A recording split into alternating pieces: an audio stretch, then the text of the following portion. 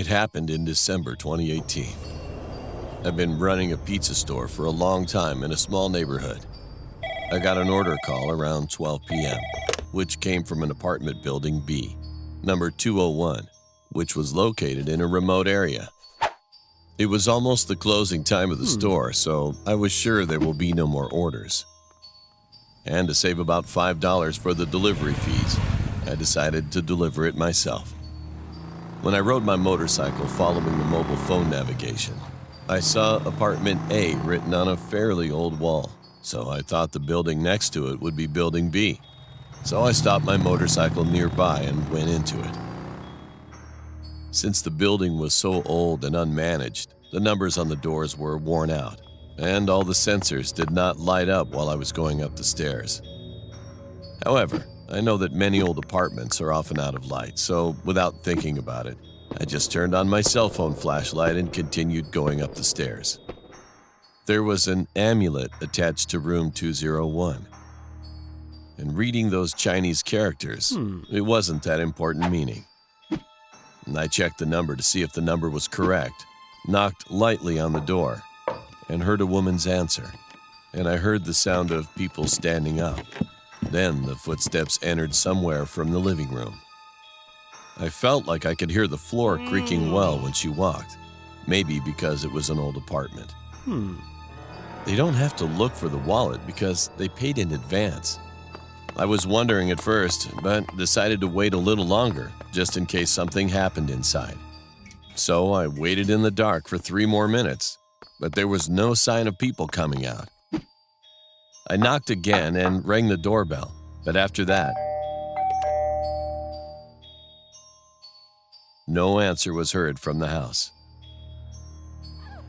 And beyond the door and upstairs, I could hear laughter from some kind of entertainment programs on TV.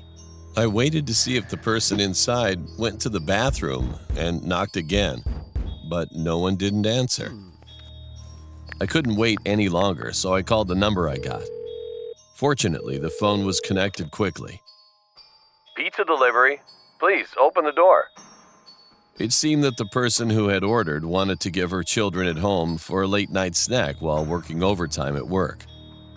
I'm working outside right now. Our apartment is divided into A, B section, and A2, B2 section. I think you went to the wrong apartment. People often get confused. The A2 and B2 buildings will be demolished soon, so no one lives there right now.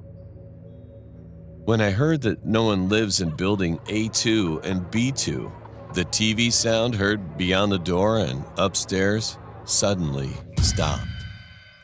When I see other scary stories, usually the TV sound would have become louder, or something would have run down from upstairs, but I just could feel the cold coming up my ankle at the same time as the sound was cut off. I said okay and hung up the phone and came down the stairs with a flashlight on my cell phone. It was only the second floor, but the cold came up to my back neck as I was going down and, surprisingly, disappeared as soon as I came outside.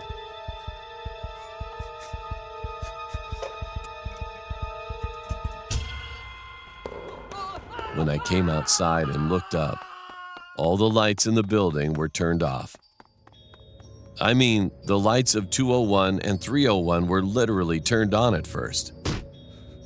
I wanted to go back right away, but I had to complete the delivery anyway, so I walked around the building for a long time and finally found Building B.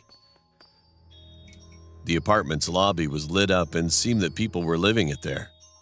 And when I knocked on the door at 201, a grandmother and 2 children opened the door right away and took the pizza. Because I left my motorcycle there, I had to pass in front of Building A2 again. But there was only silence, as if nothing had happened. What were the answers, TV, and laughter that I heard in Building A2? Sometimes I get goosebumps when I think of that day, even now.